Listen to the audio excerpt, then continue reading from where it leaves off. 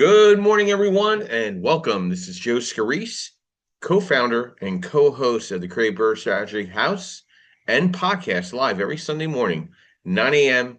Eastern Standard Time, providing education, networking, and strategy.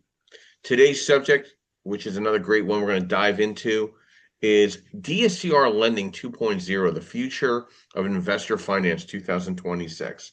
So guys, give me a couple minutes. I'm going to get ourselves set up. I'll give you my overview of what I see for the week. But in the meanwhile, love to discuss what we did yesterday, Yardell and myself. Yardell Perkins is our co-founder as well and co-host of the podcast. You will not see him behind this. You'll not see him on here often. You will be seeing him soon, and we'll talk about that in just a few minutes. But he's the man behind the drape here, the Oz behind the drape, as I call him. He's our social media strategist and puts everything together streamline-wise for the website, for the video podcasting, the placement. I don't know if a lot of you realize we are usually at any given time, we are probably in about 200 Facebook groups live, 250 Facebook group lives. We're live on YouTube, and then Yardell wraps it all up and throws it up into Buzzsprout, where it loads up into Spotify and all the other great little social media sites that I cannot even figure out for you if you wanted me to. So really excited about today's discussion because it really dives into what's going on in this market. Yeah, don't trust me on what's going on with the social media stuff. That's where Yardell's specialty comes in.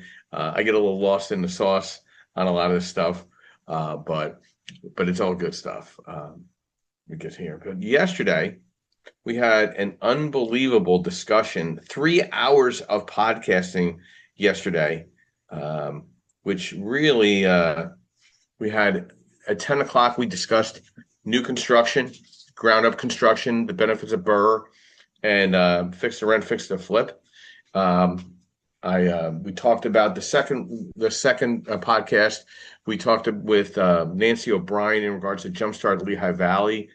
And then on the third podcast, we had Natalie Klemenko. She's an attorney, head of litigation for Knockmison Law in Philadelphia. We went 3 hours, one podcast after another, of unbelievable education, and that all will get posted up. Yardell is now working with a social media administrator that reports to him directly. We're going to get all our podcasts up to date. We're going to have the website's going to have everything up to date within the next week or so with all of the podcasts, and so you'll be able to see every single one through the website and or online somewhere through Buzzsprout. But we're working on that now because our big announcement is that we're going to be going to a studio doing our podcast going forward, probably in March 1. So all our podcasts going forward, whether it's on Clubhouse or one-on-ones, will be conducted at a physical studio, not yet to be announced yet, because we're looking at about 3 or 4 of them.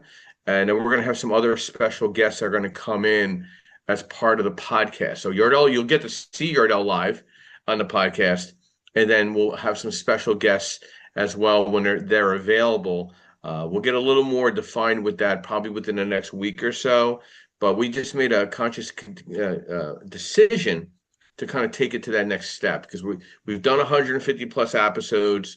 We've done 10,000 downloads plus. You know, we have the website. We've been doing this for 2 years, and we just want to kind of keep it moving, keeping it fresh, and we want to stay excited about it. So that's a little bit about what we're doing here, you know, with the podcast going up. So, and then this week, if anybody's in the local area, we have my white label underwriting course on Saturday at 9 to 3 in Collingswood, New Jersey. And then on Thursday night before that, we're going to be in North Jersey, in Newark, at the City Rub Smokehouse, discussing property management. So we have some good educational subject matter for finishing off the rest of the month, but we are definitely pivoting because of my schedule, since I accepted a senior account executive position at Park Place Finance, where I'm really looking for people to either broker my money, be a very solid referral partner, make a referral program set up with your real estate office insurance office, title office, whatever office that you're at related to real estate, or direct to investor. Our DSCR rates now start at 5.75. Our construction money starts at 8.99. We are a direct private lender. We're owned by Ellington, which is a massive hedge fund. So we're getting very aggressive in the space, whether it's DSCR refinance or purchase for single family through 4 family, 5+ units, fixed to rent, fixed to flip, and or new construction. So our discussion ties into one of this, pretty much one of the big boxes that we're big on at Park Place is, my opening thoughts to this past week, just to get a little people up to date with market rates and trends. Market rates stabilized in the low 6s right now. So we're looking at, on a commercial side, you're probably somewhere between 6.25 and 6.5 right now on 30-year fixed money, whether it's a 30-year fix or a 10-year interest only. Consumer-wise, you're probably around 6.09 on the 30-year, 15-year around 5.4, 5.6, which is not bad. It's close to our 3-year lows. Market activity is mixed despite lower rates. I don't see a lot of people jumping off the sidelines. Home sales are remaining sluggish, with existing home sales down significantly year over year, and inventory is tight at the same time. So buyer demand has surged in proportion to rate drops, but a sign of affordability and constraints and economic caution amongst buyers. The supply and demand dynamics, the national median home price is modestly, but transactions and new listings are down, and homes are staying on the market a little longer. I see days on the market, especially in a lot of the urban settings, probably 4 to 5 months now, where they were 2 to 3 months. Days on the market for rentals are higher too now. I mean, you're seeing rentals sitting out there 3-4 months now before they get a signed lease. Rent is slowing or even declining. So I've been warning a lot of people about how there's DSCR compression, and you really need to be concerned about that. Okay, so as a landlord, as an investor, you have to be concerned about that. What we're looking at in the upcoming weeks, I think mortgage rates outlook flat to slight shift. I don't think you're going to see a lot of activity. We're definitely seeing rates in the investor space really getting very, very competitive, but not everybody coming off the sidelines. I think, as we get closer to the Fed chair change, we might see some interesting circumstances. I think we got to see what the labor data looks like, inflation data looks like coming up. As we move closer to spring, buyer interest historically begins to improve. But I really with the inventory kind of sitting the way it is and rates where they are, we might not see this massive movement in a spring market. I think the investor and capital implications this week, refinance and new purchase demand. There is a lot of money in the DSCR space going up to 85% loan to value on purchase right now. So if you're a listing agent, are you going to take an 85% commercial purchase or FHA 3.5% down? That's my question if you're the listing agent. And think about what I'm saying. I mean, I'd rather know somebody's going to come with 15 to 20% down, and that deal is going to definitely close within 25 to 30 days, and compared to an FHA loan where if one thing kind of moves one way or another, you could be in a lot of pain there waiting for that deal to close. Some takeaways for the week: rates are stable, not plunging, but not rising sharply either. Sales and transactions remain tepid despite lower rates. Inventory is constrained, especially resale due to lock-in, and spring market activity is still on the horizon. I'd watch weekly demand and new listings. So that's my thought starting off the morning here. A couple articles that caught my eye as well. Inventory up over a year, but recovery losing momentum. So it'll be really interesting how this spring market looks and shakes out into the early summer. Rate stability kind of fuels rebound in the commercial multifamily lending space. We're seeing a lot of the urban cities throughout the country allowing commercial conversions to residential. How much that will impact a small landlord in the 1 through 4 space is yet to be seen. But I can give you a great example of something that has been catching my eye via Instagram. Whoever's doing this is doing a brilliant job. I've been seeing 1 bedrooms and 2 bedrooms in Center City, Philadelphia, if the 1 bedroom is at $1,200, literally has everything in it: wooden floors, new kitchen, great shower, laundry center, the whole thing, gym, downtown, 20th and Market. Then another two bath, same thing, 1900 dollars. That scares me when the suburban settings, those rents would be at least 400 to 500 more. And how is that small landlord competing with that in a market like Philadelphia, like any other mid-sized U.S. market? What are you doing to appeal to that tenant to come to the single family row or the 2 family through 4 family house? It's going to be very interesting to see how all these conversions out of the commercial space lead into multifamily with these eat, work, and live buildings. I've been talking about this for years on here, and that is definitely a concern for me and for my clients and for the small landlord or even mid-sized landlord and how they can scale. Good morning, Bob. Long time no see. I always try to give you a late night call, but you yet to pick up the phone because you're a busy man traveling the world. Good morning. Brief overview who you are, what you do, and thoughts to DSCR Lending 2.0, the future of investor finance 26. Hey, good morning, Joe. Sorry.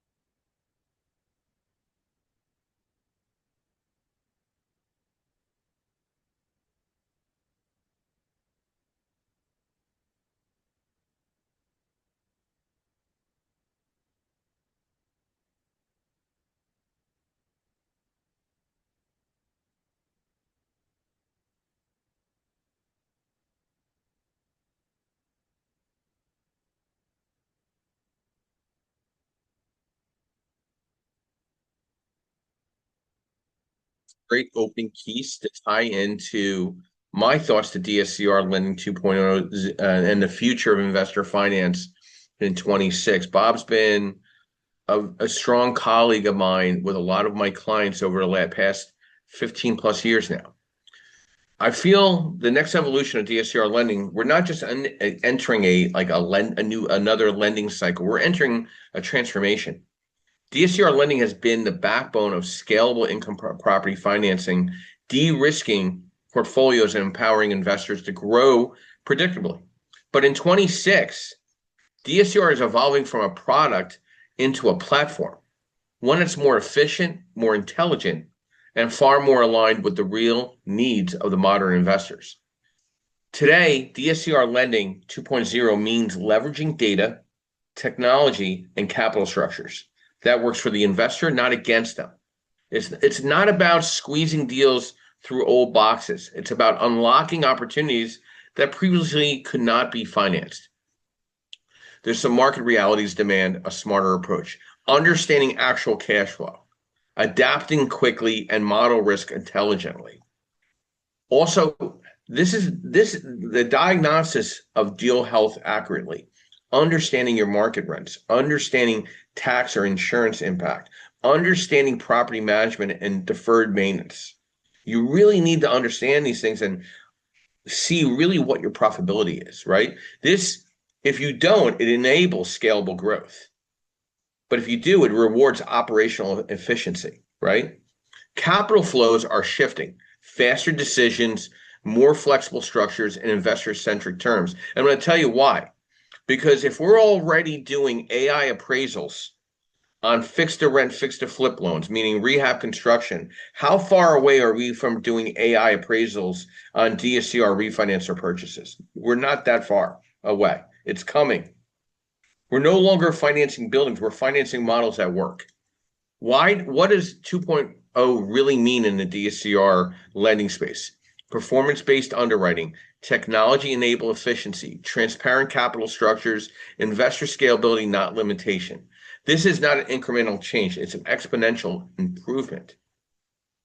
Why am I teaching an underwriting course every month? Because I want those 7 to 15 to 20 people to walk away to be, when they're in a circle of influence, they can make impact for themselves.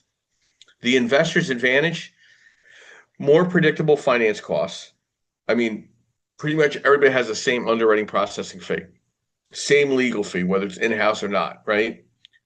We don't charge origination as lenders. So for the mortgage broker, that's great for them because we're not trying to match up with them on the DSCR space. There's a back-end yield spread for the mortgage broker now, as well as a referral partner, as well as making origination on the front, where the direct private lenders are giving full accessibility to investors and mortgage brokers and capital partners. Fewer arbitrary requirements. I mean, the checklist that I sent out, if you can't send that over in one swipe and have that available, we have other set of problems to discuss. A financing strategy that scales with performance, not paperwork. Capital should fuel performance, not slow it down. Bottom line, DSCR lending is not a trend in the 2.0 environment. It's the new baseline for investor finance. It aligns incentives between lenders and borrowers, expands access to capital, and it redefines what scalable real estate investing looks like in 26. The future isn't wait and see. It's here, and it's time to lead. Melissa, good morning and welcome. Brief overview, who you are, what you do, and thoughts to DSCR Lending 2.0. Hey, good morning. Founder of Busy Bee Virtual Solutions and Care Bee Virtual Fiduciaries, where we help keep your back office, admin, bookkeeping, and notary needs in the state of Michigan, mind you, buzzing so you don't have to. Like the bee, Busy Bees are persistent, purposeful, and protective, where we deliver person-centered support to entrepreneurs, small businesses, and families with one simple mission: to turn your chaos into clarity. We all have chaos. We know it. From the bookkeeping side of the world, I see a lot of sloppy numbers. And you can't have sloppy numbers if you want to do good deals. So I'm curious about how DSR is rewarding the operators who actually know their numbers, their rent rolls. Also, as someone who is investing through their self-directed IRA, I'm always thinking about structure and cash flow. DSCR feels like it rewards disciplined operators. One of my clients has been in the DSCR business for years. And Joe, I have noticed an uptick in a lot of the other lenders jumping on board in the last year, year and a half, to offer DSCR loans. So yeah, you guys definitely were ahead of the crowd on that one. So good for you. I'm still pretty green with the SCR lending, and I like that it forces investors to actually know their numbers. And from a busy bee standpoint, messy documents and books don't get funded, and bad decisions don't make or bad numbers don't make good decisions, right? So I'll land on that point, Joe, and thank you for having me up. Thank you as always, Melissa. I appreciate that. Yeah, a lot of people are trying to get into the DSCR space now since they were doing so much rehab and construction, and they lose their clients to the ones that do both very well. And you that was the right question to ask, Melissa. Like, how is DSCR rewarding the better investor, right? Right. Cash flow over credit theater, right? DSCR loans prioritize property performance, not W-2 income or tax return strategy. So the better investor buy with margin, underwrite conservatively, and structure strong rent to debt ratios. A good investor knows that their unit might go empty 3 months, up to 3 months after completing the project. So they're taking a lot of those numbers into account. If your asset produces stable cash flow, you're going to win. Weak operators relying on appreciation only, they get extremely and quickly exposed, right? And the cleaner execution is equals better terms, meaning in 26, lenders are pricing execution risk. Strong investors who submit complete files, maintain reserves, show consistent rent history, avoiding excessive leverage, often receive lower rate adjustments, better leverage options, faster approvals, reduced overlays. Structure is being rewarded. Liquidity matters more than ever. Capital markets are cautious right now. Investors with strong liquidity, controlled portfolio leverage, low vacancy exposure, proven track records are viewed as a lower risk. A risk pricing reflects that. In short, liquidity is now leverage. Portfolio discipline is being valued. Blanket loans and portfolio DSCRs structures require aggregate strength. If your portfolio maintains a 1.15 or better in the DSCR, you're looking good. Avoid cross default chaos. Show stabilized rent rolls. You're unlocking scaling capital. Sloppy operators will run very thin coverage ratios. They stall out. Technology is exposing weak underwriting. Modern DSCR underwriting tools analyze market rent validation, debt yield metrics, historical rent volatility, insurance and tax shock modeling.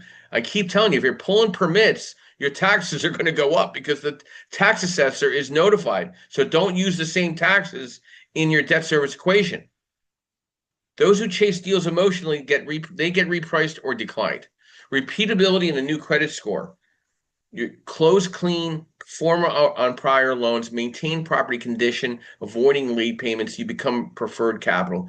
Good operators get better access. The real shift is DSCR used to be, can the property barely cover? Now it's, can the investor operate professionally under stress? That's a massive difference. Bottom line, DSCR is rewarding discipline over emotion, cash flow over speculation, liquidity over ego, execution over excuses.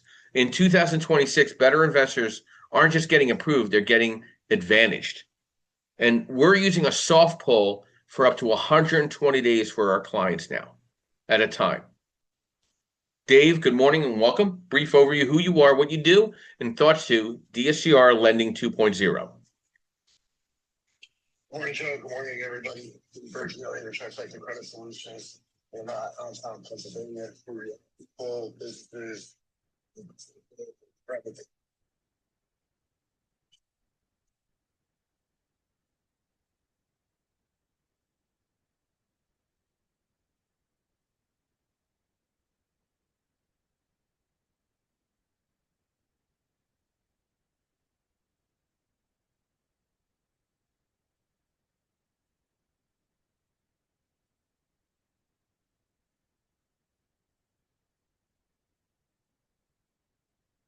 We'll make exceptions as low as down to 640 if there's a valid reason. Okay. What's important for us is why is it down to 640, right? Now, again, you're not going to get max LTV, but what happened? What's the story, brief story? What's the reason why? Is it just excessive debt on credit card debt that they didn't know how to leverage an LLC credit card instead of their personal credit cards for a project?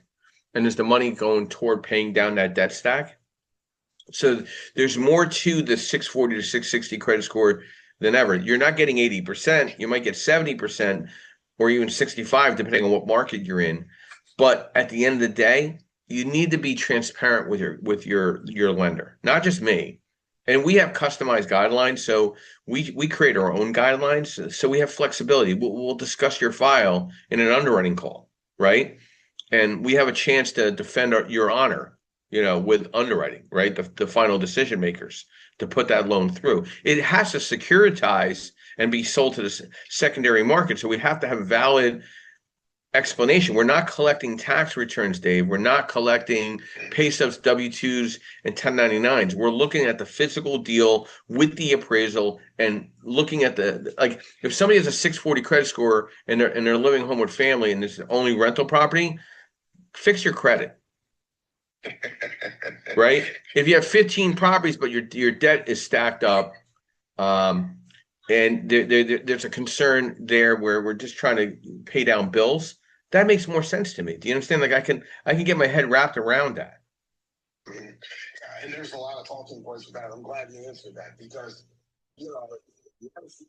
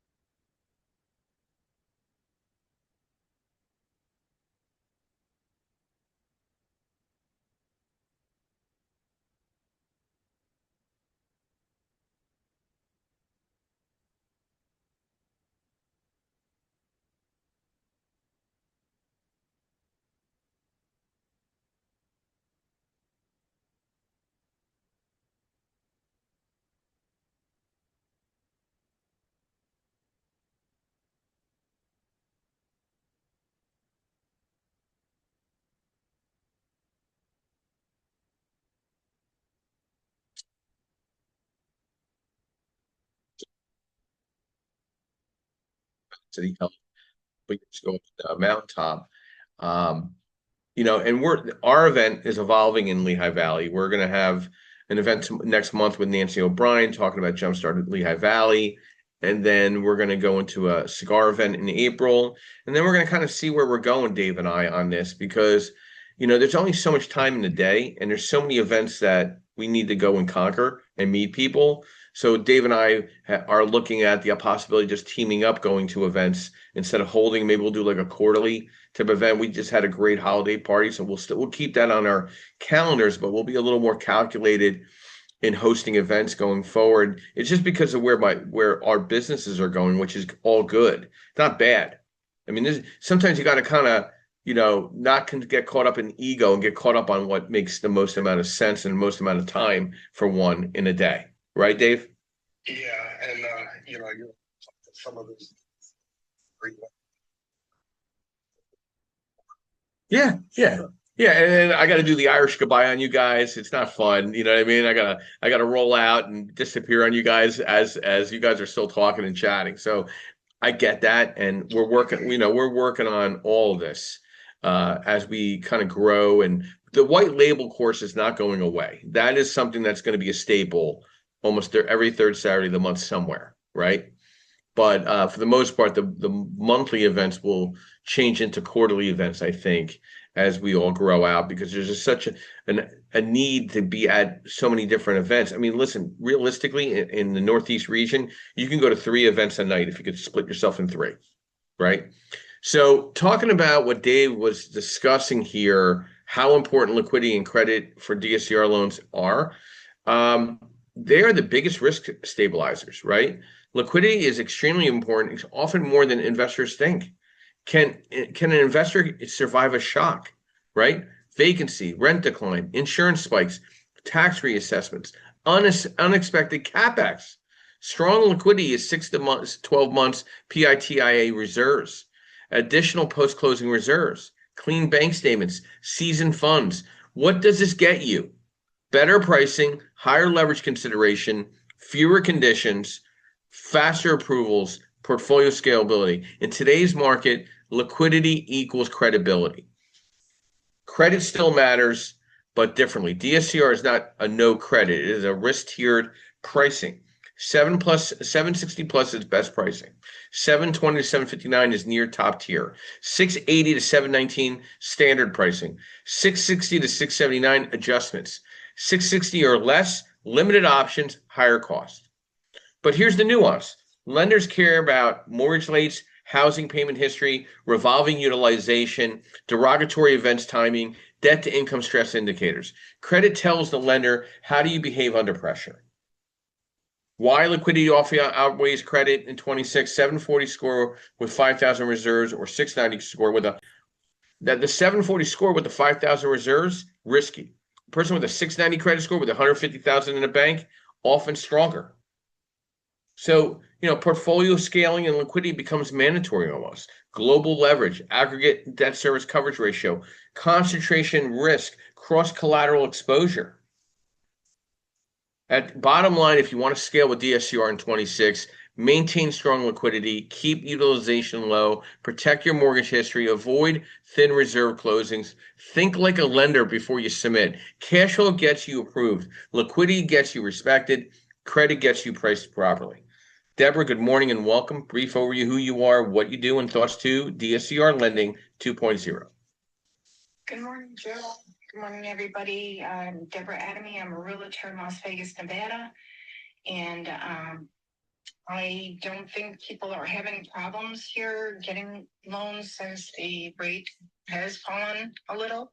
And I think with the new Fed chair that's coming in, I think they'll probably go down more, which is really good. As people know, Nevada is one of the top, friendly rental states in the country. No rent control, rapid eviction. It's pretty popular, Joe. But as you stated in the beginning, I think sales are down. They're down in Nevada. Let's see, at 8.4% units sold in January. Condos are down, but then a bit, inventory's up, like you said, Joe. So inventory's up 18.7%. So we've got 4.3 months of inventory in single family and 6.3 in condos. So I think, and most people with lenders that they trust, Joe, and that's why they keep coming back to you. So, Well, you always hope. There's always hope on the bottom of the barrel.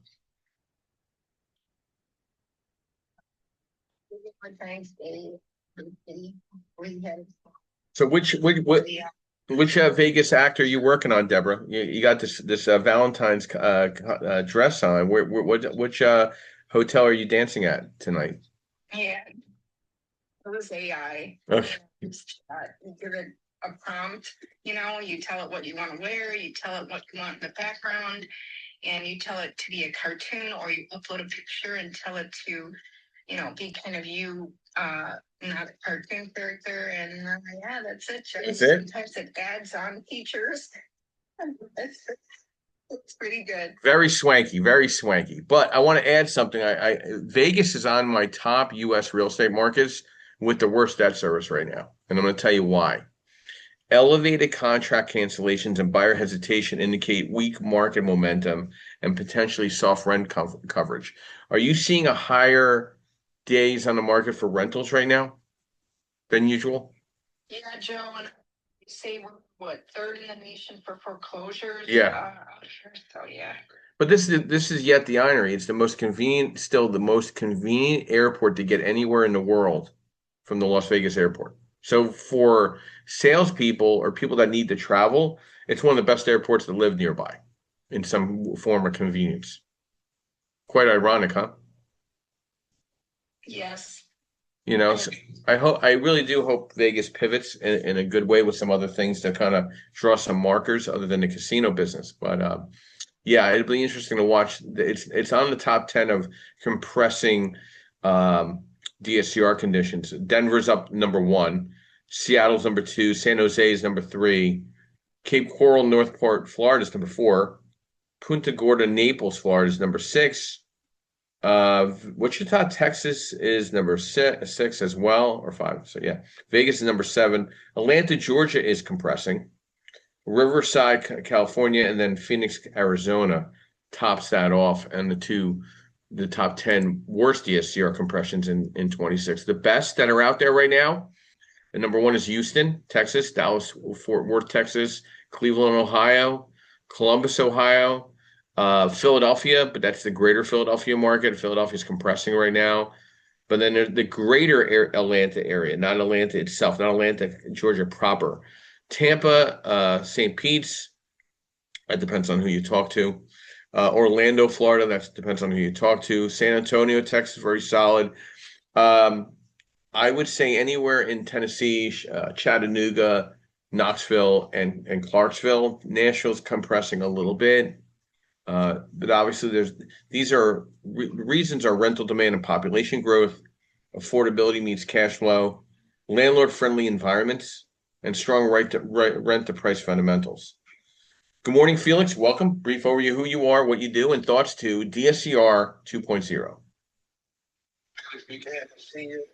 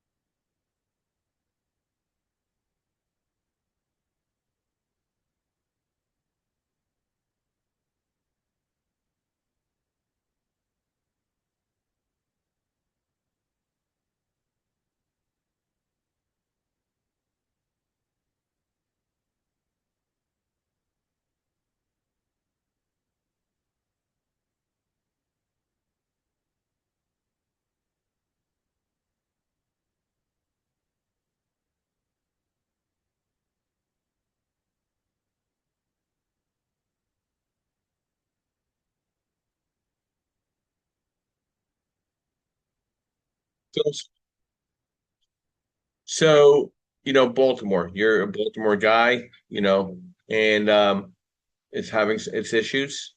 How are you selling rentals there in probably one of the most difficult cities to sell on DSCR fixed to rent right now? Like, what are you telling people? Are you telling them to just look in the greater Baltimore area? What are you telling them? See, the thing is, I'm not being in the market.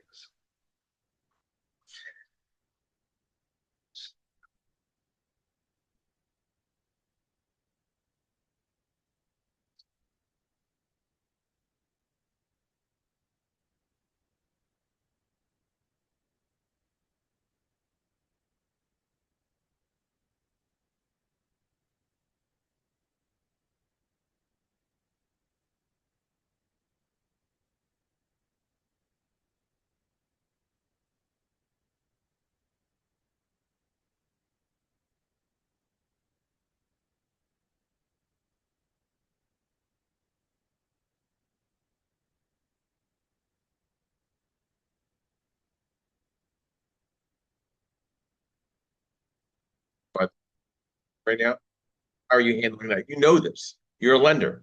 You're capital partners. What are you telling them? Like, hey, listen, your LTV might come back a little lighter than expected on maximizing it. Your leverage or money that into the deal is going to be a little more or a lot more, for that matter. How are you having that discussion?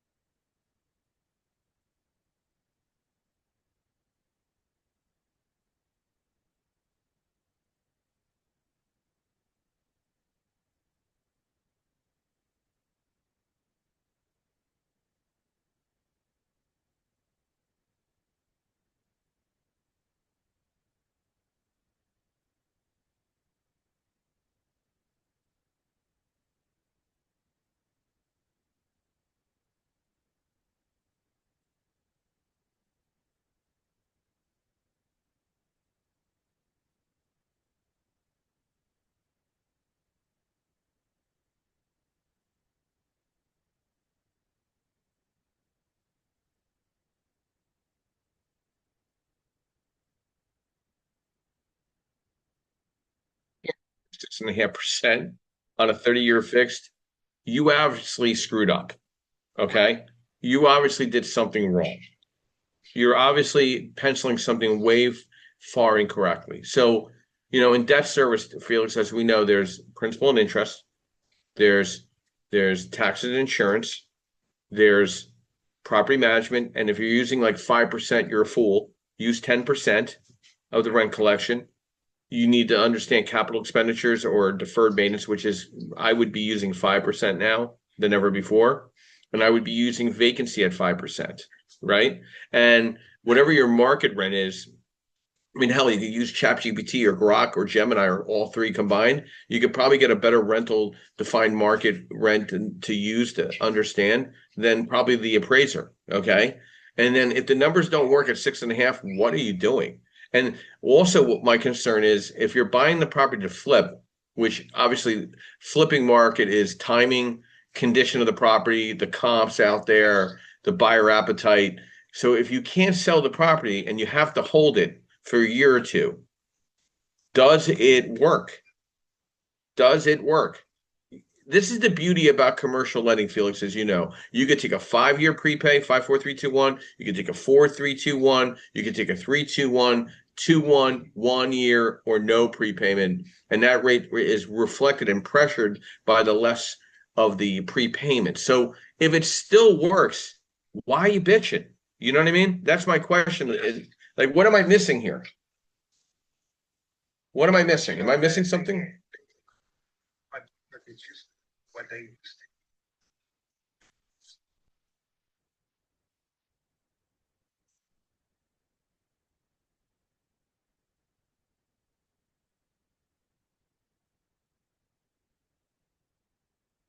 I'll tell you a funny story. We had a mastermind Monday night at my office, and about 10 people were there. And this young lady comes in. She looks so upset, Felix, and you'd get a kick out of this. She bought a property really well. She bought it from the guy that owned it, like the contractor, and he did the contracting work, which is the stupidest thing you could ever do. But whatever. She was all in at $63,000, all in. She's fallen behind in getting the property, just making sure it pays and it's rented and all that. It's worth at least 150 on the back end. Her credit score is 580, and she's coming to see if there's a refinance option. So, yeah, this is what your refinance option. Put it up for sale and get as much money as possible and fix your credit for the next deal. But I really love the property. I said, do you really love ever being able to buy anything again? Or is your ego too big? Right? And that's where you run into a lot of people where it's the ignorance of just allowing stuff to happen in the right way, where it makes sense. Just if you can get 140 for that property as a turnkey rental to somebody, and you clear all your debt out, and you could buy another property, she still owns a 4-unit. It's not like she made a lot of money on this deal. She just can't refinance it right now because of her credit debt. I said, well, why are you being so tough about this on yourself? Just sell the property, call it a day. Well, maybe I could bring a credit partner in. No, you can't. Because if you restructure the LLC, now you have to season that property based on the time that you added that person to the LLC as the credit partner. And do you have anybody that you know personally that's not going to screw you with a 680 credit score or better? She goes, no. Then sell the property. That's what I'm running into more than ever before. And I'm sure you run into that as well. They start feeling sentimental about the property. Sentimental about what? I'd be more sentimental about my credit report. Yeah. That's 2.0 right there. 2.0. Thank you, Felix. As always, I appreciate everything that when Felix comes on here, gets me all riled up and going on stuff. But, there's some things that you need to, there's some workshops and courses and training resources out there to truly understand DSCR 2.0, from beginner fundamentals to advanced lender and investor mastery. You could check out, some CCIM courses, some real estate finance academies out there, accredited classes, not, shortcut to success, no bullshit stories, people that are credible. At like Temple University offers real estate schools, has a real estate school. Rutgers University has a real estate school. A lot of these colleges that now out there have a real estate school. CCIM, which is an accredited commercial investor group, they're in every state in the country. Like, go to one of those classes and learn the terminology and get comfortable. They'll go over things with you. They're not selling you anything. They're not selling a package in the back of the room. Nobody's selling a mentoring class there. Do you understand that for $95 a month, I could be your mentor? That's bullshit. All that is absolute bullshit. You're never going to get to 2.0. You'll be a negative 2.0 if you depend on those type of people. There's online courses, skill building courses that you can find. If you need help finding them, I will send them to you if you need some help wherever you are. There's some great accredited classes out there that are available. There's webinars that you can learn about at DSCR loan trainings. You could become a mortgage broker. Go get your mortgage license. What's the worst thing happens if you don't pass the test? You just learned a lot of information over several weeks, specifically on DSCR. Tips in choosing the right workshop. Start with webinars and video modules that teach basic DSCR concepts and why it matters. Deal analysts or underwriters structure courses that model cash flows, stress tests, or loan sizing or ideals. I can provide you the sizers, but you're not going to understand how to put them together if you don't come to a workshop. They're just Excel spreadsheets to you. If you look at them, you'll just get confused, right? So loan officer or broker product focused workshops and lender trainings help you sell and structure DSCR products with confidence. You know what makes me giggle every once? All these realtor associations that are taking money from all the real estate agents that are listening in, none of them teach a DSCR course. None of them. Not one of them. They'll teach about regulated lending. I don't know why, because half the business this year is going to be DSCR lending for investors, but I digress. The real estate associations are about 30 years behind their time. They just want to take the realtors' monies at this point. It kind of sickens me because not one is providing a DSCR course. Not one is offering a BRRRR strategy course. Not one. I find me one. I'll eat my words. Stephen, good morning. Welcome. Brief overview: who you are, what you do, and thoughts to DSCR Lending 2.0. Good morning, gentlemen. Thanks for the Wednesday night meeting, and definitely looking to get refocused on the white label stuff. Steve Franco with REI homepage.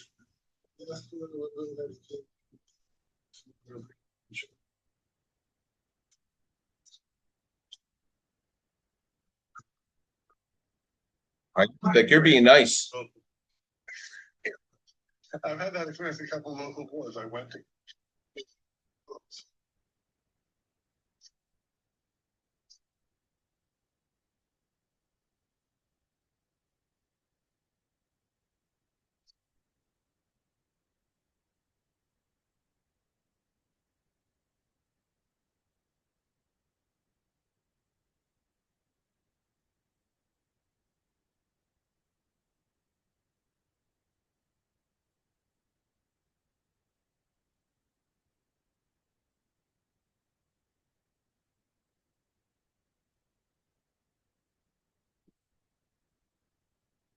The yellow jacket, you just age yourself like 30 years, by the way. But I'm just I went there because that's carbon copies of the address. All right.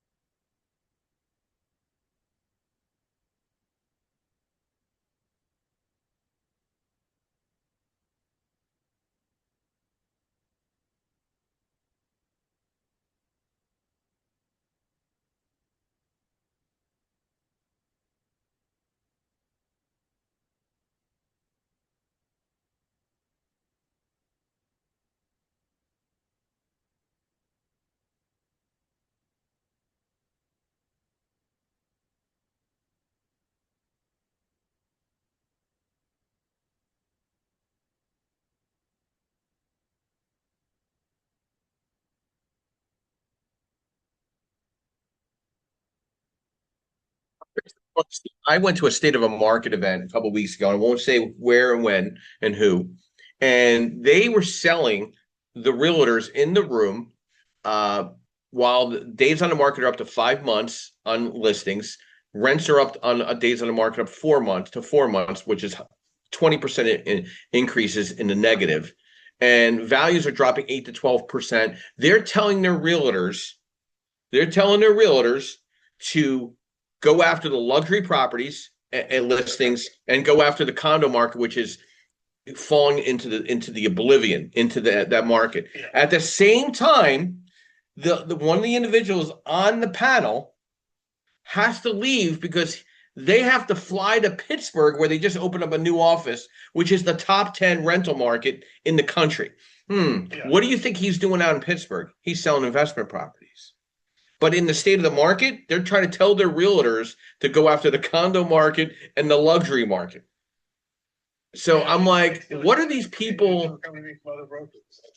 what I go to these real estate associations and offer my complimentary course on DSCR and fix to rent, fix to flip, where I can give the agents 2 or 3 credits. They look at me like deers in the headlight. You know why? Because they think they're actually going to lose their realtors. They're actually going to gain their realtors.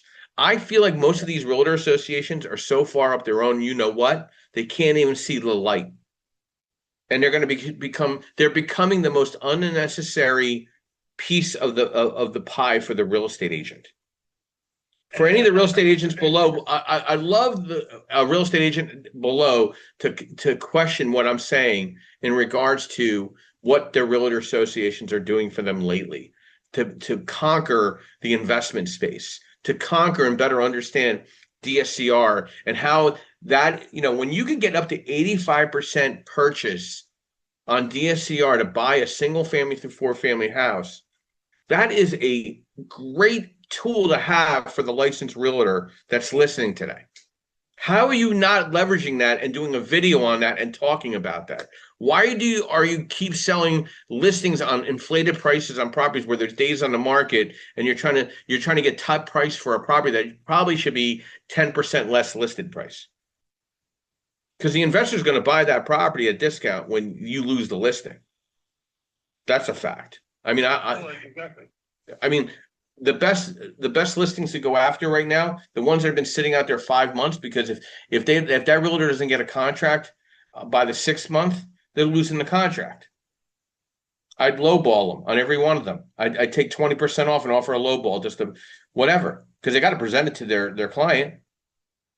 So I'm doing that myself on a couple deals. I'm like, look, this is my offer. It was too low. The more intelligent realtor is understanding the market rent. If in case the client can't sell the property and has to rent it and maybe cash out their money, or selling it to somebody that understands the market rent and renting it back to the person that potentially could buy it but might rather just rent for a couple more years, and an investor buys the property on their behalf and rents it back to them. That's DSCR Lending 2.0. Understanding the market rent, understanding if the property doesn't sell, renting it to somebody that can cover the nut or cashing out that borrower. Because we're not collecting tax returns, we're not collecting pay stubs, W-2s, or 1099s. We're looking at just the physical property, the credit score of the borrower, their bank statement showing enough reserves of 6 months, and a good tenant that's going to be able to rent the property. And then if you're convincing your client to lower the price, and you want to try to refinance it, then the appraiser can't look at the original list price. They can only look at the current list price. They're not going to give that difference back to you as an appraiser. Right. I just want anybody that's listening in, you need to understand that if you're selling a property and a realtor tells you to drop the price and then you decide to take it off the market and refinance it, they're only going to be able to look at the discounted amount, not the one that you had originally listed at. Steve, does that make sense? Well, and I run into that a couple of times where agents were like, well, in order to make this deal, you have to drop the prices. I want the seller credit. Well, just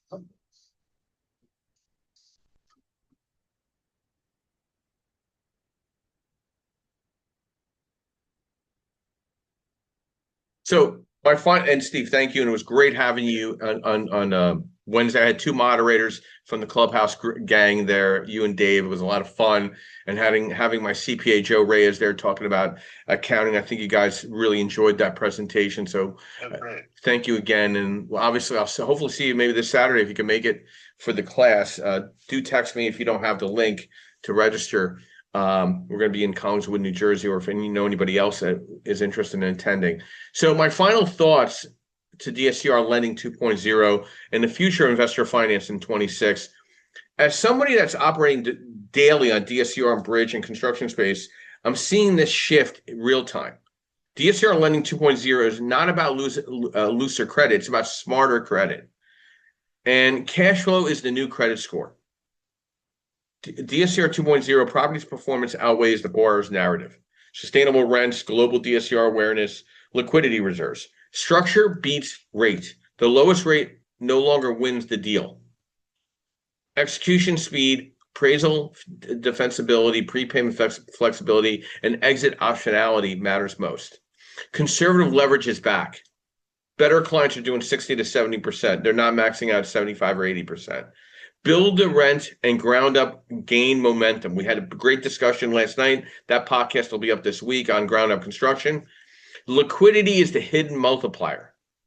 Maintaining operating reserves, securing business lines of credit, model rate shock scenarios, underwrite downside before upside. Liquidity isn't defensive, it's strategic leverage. Discipline is the edge. BRRRR still works. Fix and flip still works.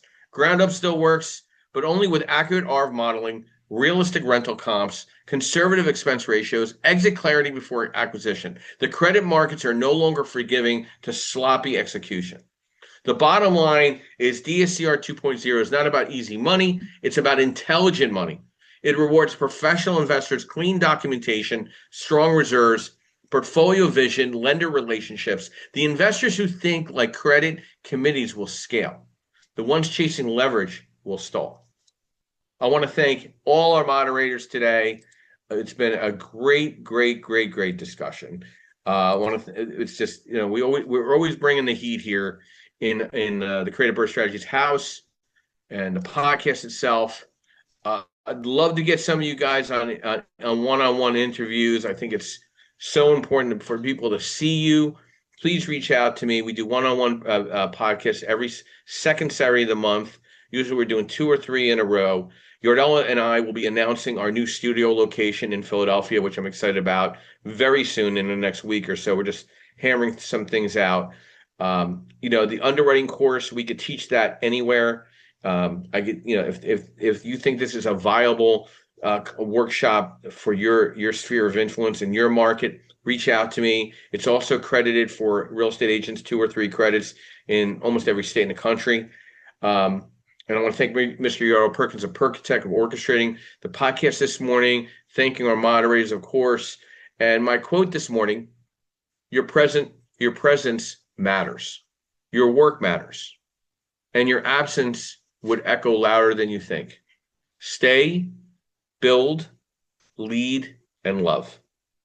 Have a great week. We'll see you next week on the Creative Birth Strategies house and podcast here, 9 a.m. Eastern Standard Time, and I will be ending the room in the next 30 seconds.